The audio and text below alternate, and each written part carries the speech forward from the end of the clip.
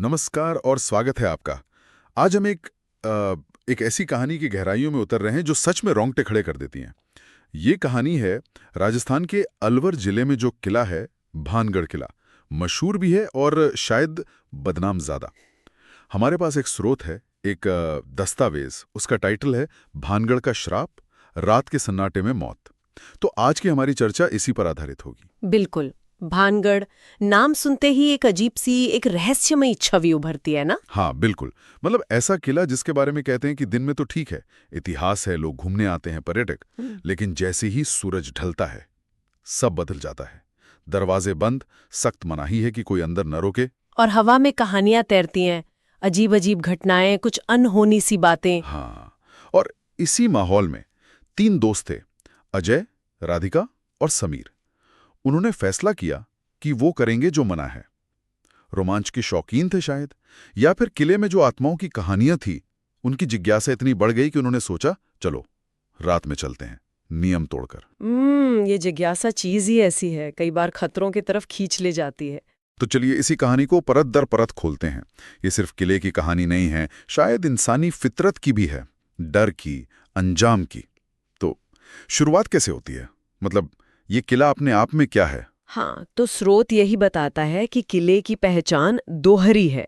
दिन में देखो तो एक ऐतिहासिक जगह, पर्यटक स्थल, और रात होते ही बिल्कुल अलग, एक वर्जित क्षेत्र, एक ऐसी जगह जहां जाने से लोग डरते हैं, मना करते हैं।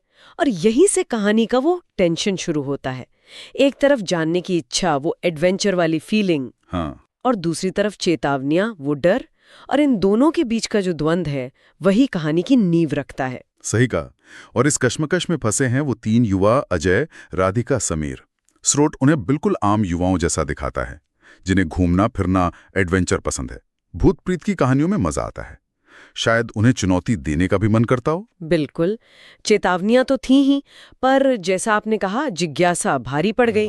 रात का अंधेरा, वो पुराना किला, सुनने में ही अजीब लगता है। और ये कहीं ना कहीं इंसानी स्वभाव भी है ना? जिस चीज के लिए मना करो वो ज्यादा खींचती है। हाँ, अज्ञात का आकर्षण। स्रोत इसी बात को छूता है। वो नियम तोड़ने का रोमांच, रहस्य से पर्दा उठाने की इच्छा, ये सब उन्हें उस खतरनाक रास्ते पर ले गया। हाँ। अब सोचिए जरा वो पल, रात घनी हो चुकी है, वो तीनों किसी तरह किले के उस भारी पुराने दरवाजे को पार करते हैं, और जैसे ही अंदर कदम रखा, स्रोत कहता है एकदम से एक ठंडी सर्द हवा का झोंका लगा उन्हें। अंदर का नजारा मत पूछो। टूटी फूटी हवेलियां, जैसे कंकाल खड़े हों पुराने वक्त के, गलियारे सुनसान, और हवा में एक एक अजीब सी गंध थी, भारी सी, जो मन खराब कर दे। उफ, ऐसा माहौल तो किसी को भी डरा देगा। बिल्कुल। और इसका असर सबसे पहले राधिका पर हुआ। स्रोत उसके शब्द बताता है, उसकी आवाज में डर था। उसने कहा, मुझे मुझे अच्छा नहीं लग रहा, चलो वापस चलते हैं। स्वाभाविक है, ऐसी जगह पर डर लगना तो लाजमी है। पर अजय शायद वो थोड़ा ज्यादा दिलेर बन रहा था, या सच में नहीं डर रहा था। उसने बात टाल दी, बोला, अरे डर क्यों रही है, ये सब फालतू बातें हैं, अंधविश्वास, कुछ नहीं होगा। ये अक्सर होता है। कोई एक ज्यादा बहादुर बनता है या शायद अपना डर छुपाने की कोशिश करता है। हाँ, और ये उनके बीच एक तनाव भी पैदा करता है। कहानी में माहौल का चित्रण बहुत जरूरी होता है, और यहाँ स्रोत ये काम अच्छे से करता है। वो ठंडी हवा, वो खंडहर, वो गंध, ये सब सुनने वाले को या पढ़ने वाले को सीधे वहीं ले जाता है, उस पल में। हाँ, तो वो थोड़ा और आगे बढ़े, हिम्मत करके। पता नहीं क्या ढूंढ रहे थे, शायद भूत का कोई सबूत। तभी उन्हें एक टूटी हुई हवेली दिखी, और डरावनी बात यह थी कि उस वीरान हवेली के अंदर से धीमी धीमी आवाजें आ रही थी। आवाजें? कैसी आवाजें? जैसे कोई मंत्र पढ़ रहा हो, धीमी, अस्पष्ट सी। अब सोचिए, आधी रात, भानगढ़ का किला, खंडर हवेली और मंत्रों की आवाज। ओह, ये तो बहुत अजीब है। उनकी जिज्ञासा फिर डर पर हावी हो गई। वो दबे पांवों उस हवेली के दरवाजे तक गए, अंदर झांका। अंदर का सीन और भी विचलित करने वाला था। एक दीवार पर जैसे काला धुआं सा जमा हो, और एक बहुत ही असहज करने वाला एहसास, जैसे जैसे कोई है वहां, दिख नहीं रहा पर घूर रहा है। हवा भारी थी, दम घुट रहा हो जैसे। कहानी का माहौल यहाँ और गहरा होता जा रहा है। और फिर कहानी एकदम तेजी से बदलती है। समीर, जो शायद थोड़ा इधर उधर देख रहा था वो अचानक चीखा। स्रोत बताता है उसकी आवाज में दहशत थी। ये देखो, जमीन पर किसी ने तंत्र मंत्र किया है। तंत्र मंत्र? हाँ। अजय और राधिका भागे उसके पास। देखा तो जमीन पर राख से बना एक काला गोला था और उसके बीचों बीच खून से कोई निशान बना हुआ था। अजीब सा, डरावना। बाप रे, ये तो मामला गंभीर हो गया। मतलब ये सिर्फ भूत प्रेत का डर नहीं रहा अब। तंत्र मंत्र, काला गोला, खून का निशान, ये चीजें किसी बुरे अनुष्ठान की तरफ इशारा करती हैं। बिल्कुल। कहानी यहाँ एक सामान्य हॉरर स्टोरी से आगे निकल जाती है। ये डर को ज्यादा वास्तविक बना देता है। हाँ, ये सिर्फ पुरानी कहानियां नहीं लगती, फिर लगता है जैसे खतरा अभी भी वहीं मौजूद है। और जैसे ही उन्होंने वो काला गोला और निशान देखा, वो हुआ जिसका डर था, या शायद जिसकी कल्पना भी नहीं की थी। उसी पल स्रोत कहता है एक बहुत ही कर्कश, कानों को फाड़ने वाली आवाज गूंजी उस खंडहर में। किसकी हिम्मत हुई जो मेरे श्रापित स्थान की नींद तोड़ने आया? ओहो। और उनके सामने अंधेरे में से एक काली छाया उभरी। सिर्फ परछाई नहीं, एक वजूद जिसकी आंखें लाल थीं, अंधेरे में अंगारों की तरह चमक रही थीं। तो वो कौन था? मतलब स्रोत कुछ बताता है इसके बारे में? हाँ, बताता है। कहा जाता है कि वो सिंघिया नाम का एक तांत्रिक था, उसकी आत्मा थी। सिंघिया तांत्रिक?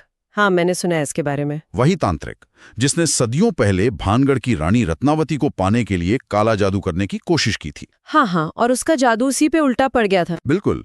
और मरते मरते उसने पूरे भानगढ़ को श्राप दे दिया था कि ये किला उजड़ जाएगा, कोई जिंदा नहीं बचेगा, सब आत्मा बनकर भटकेंगे।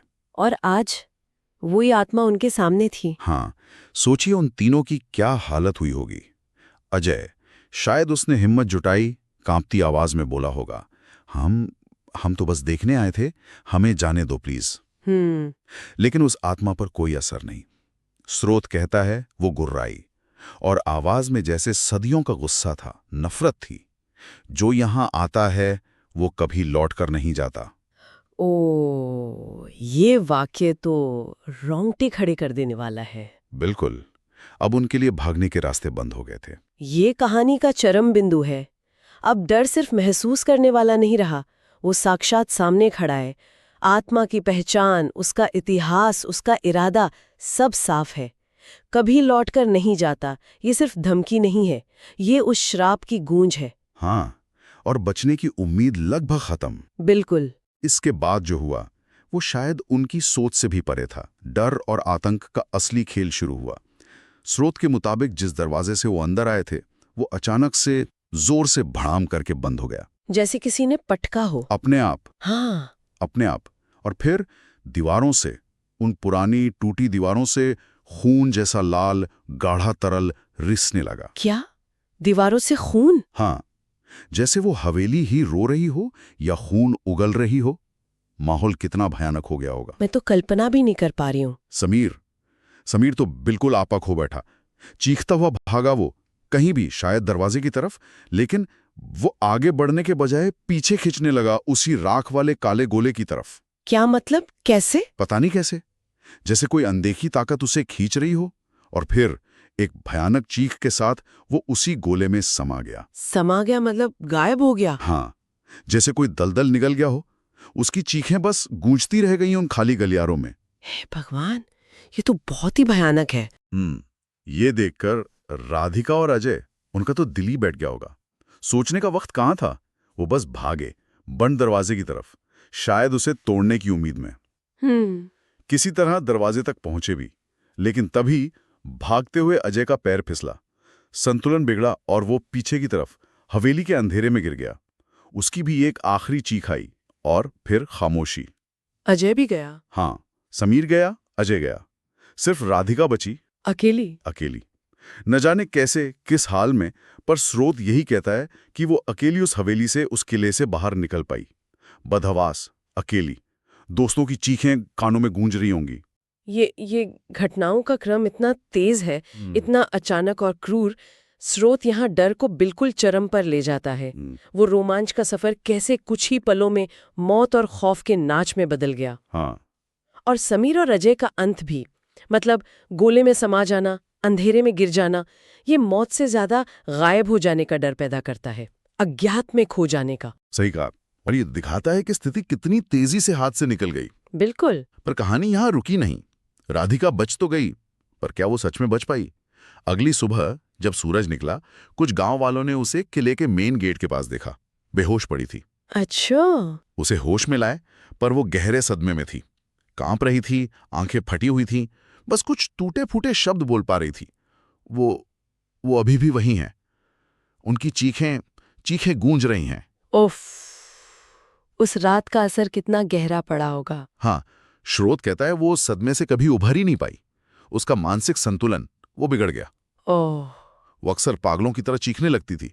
शायद वही चीखें जो उसने उस रात सुनी थी, और बार बार लोगों को चेतावनी देती, भानगढ़ मत जाना, रात में बिल्कुल मत जाना, वहां मौत है, मौत इंतजार कर रही है। ये हिस्सा ये कहानी को सिर्फ एक भूतिया किस्सा नहीं रहने देता, ये उसके मानवीय पहलू को दिखाता है, उसके भयानक नतीजों को। राधिका का पागल हो जाना, उसका चीखना, चेतावनी देना, ये उस रात के खौफ का एक जीता जागता सबूत बन जाता है कहानी के हिसाब से। ये दिखाता है कि डर सिर्फ जिस्मानी नहीं होता, वो मन को, आत्मा को कैसे तोड़ सकता है। उसका ये हाल कहानी को और वजन देता है। और इसी दुखद अंत के साथ स्रोत उस मान्यता को फिर से बताता है जो आज भी भानगढ़ से जुड़ी है।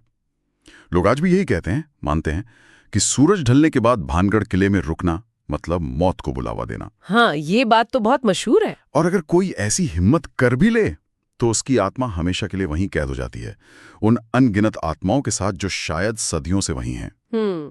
ठीक वैसे ही जैसे शायद अजय और समीर के साथ हुआ इस कहानी के अनुसार। तो इस पूरी कहानी से, इस स्रोत से हम क्या समझें? आज हमने जिस दस्तावेज को देखा वो भानगढ़ के अंधेरे से जुड़ी एक बहुत ही खौफनाक और दुखद कहानी है। 3 दोस्त, उनका रोमांच, जिज्ञासा, किले के अंदर का वो भयानक मंजर, तांत्रिक की आत्मा, 2 दोस्तों का अंत और अकेली बची राधिका की वो टूटी हुई जिंदगी। हाँ, ये सब मिलकर उस किले से जुड़ी जो चेतावनियां हैं, जो लोक कथाएं हैं, उन्हें कहीं ना कहीं बल देते हैं, जैसा स्रोत में बताया गया है। बिल्कुल। ये स्रोत एक बहुत अच्छा उदाहरण है कि कैसे किसी जगह से जुड़ी कहानियां या किंवदंतियां डर और रहस्य का एक कितना गहरा जाल बुन सकती हैं। ये कहानी बताती है कि क्यों ऐसी जगहों से जुड़ी चेतावनियों को लोग इतनी गंभीरता से लेते हैं। सही बात है। कहानी का मकसद शायद सिर्फ डराना नहीं है, बल्कि एक सबक देना भी है कि कुछ सीमाएं होती हैं, कुछ रहस्य होते हैं जिन्हें ना छेड़ा जाए तो बेहतर है। और इस कहानी का असर इसी डर और रहस्य को बनाए रखने में है। हाँ, बिल्कुल। ये कहानी हमें सोचने पर मजबूर करती है। चेतावनियों को नजरअंदाज करने के जो कथित परिणाम हैं, वो कितने भयानक हो सकते हैं। और ये सवाल भी उठता है कि इंसान की जिज्ञासा, वो रोमांच की तलाश, और दूसरी तरफ वो वर्जित जगह या रहस्य, इनके बीच की वो पतली सी लाइन आखिर कहाँ है? ये एक बड़ा सवाल है। और क्या उस लाइन को पार करने का नतीजा वाकई उतना ही भयानक हो सकता है जैसा इन कहानियों में हमें सुनने को मिलता है? ये एक ऐसा सवाल है जो शायद सोचने पर मजबूर करता है।